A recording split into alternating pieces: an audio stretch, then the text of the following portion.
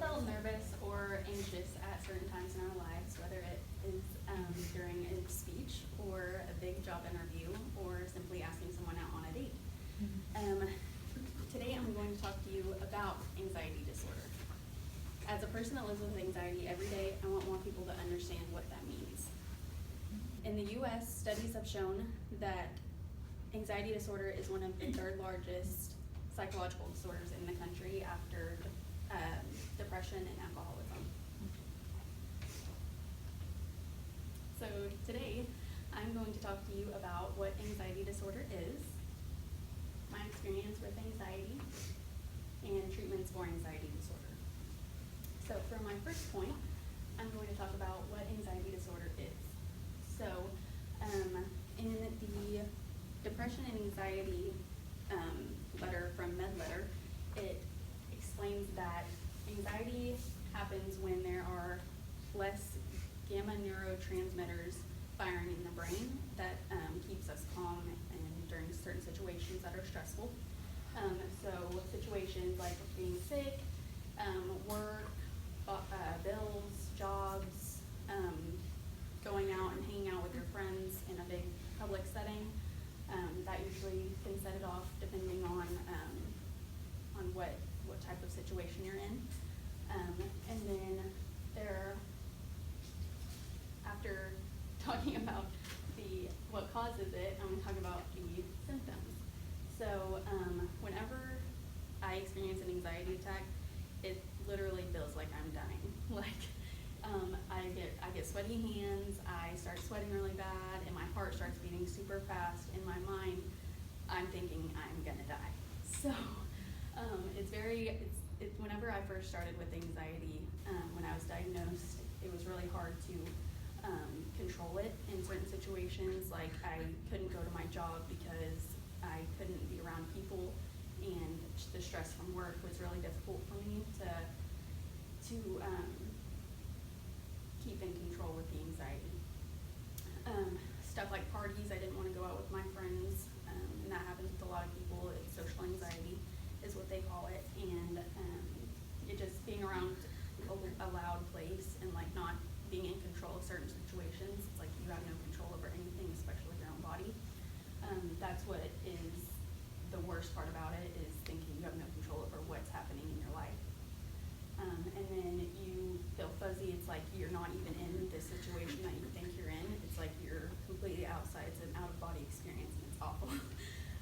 So now that I've talked about the causes of anxiety and the symptoms, I want to move to my next point, which is my experience with anxiety.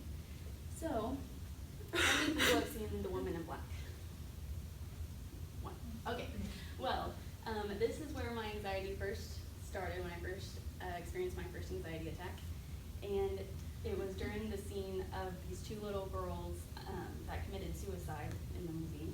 And I can't tell you why that triggered it. I've seen scary movies before, and it never traumatized me that much. But this movie in particular, I was with my grandma watching this movie at her house, and then all of a sudden, after that scene, I couldn't breathe, I couldn't do anything, and I just couldn't control what was happening to myself, and I thought I was dying. She called the ambulance, and they showed up, and by that time, the anxiety attack had passed, but I had no idea what was happening to me. And whenever you feel like that, you can't control anything. You don't know what's happening, and you feel like you're going to die. So they went ahead and took me to the urgent care, and at that time, I was so freaked out about what had happened to me, I went into another anxiety attack. And from the urgent care, they called another ambulance, and I went straight to the hospital. And they just told me I was fine. I was like, no, I'm not fine, I'm dying. Like, you have to help me. So after that, I got into therapy and stuff like that with medication, and this brings me to my point as to where I am now, which is you looking at me, you would never know that you have anxiety, and that's like typical. You don't look at someone and be like, oh, they suffer from anxiety. It's like a thing that sits in the back of their mind, and they don't want anyone knowing usually. But I want to bring people aware of what it is, so that's kind of why I'm talking about it.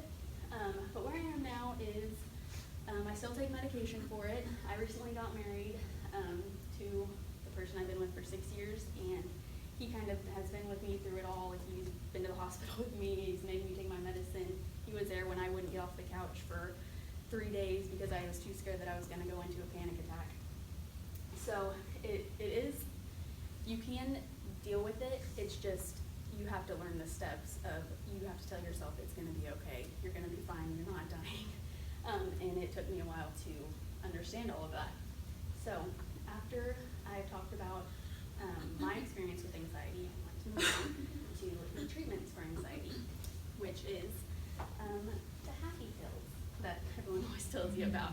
I do take happy pills, and I wish I didn't have to take pills in order to be okay, but they help, and I don't want to have anxiety attacks. So that's how I deal with it.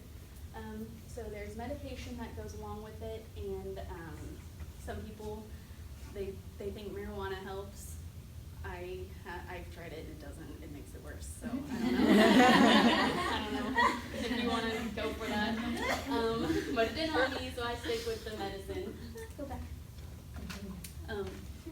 So I stick with the happy pills, and they work just fine for me, so I stick with that. And then there are treatments such as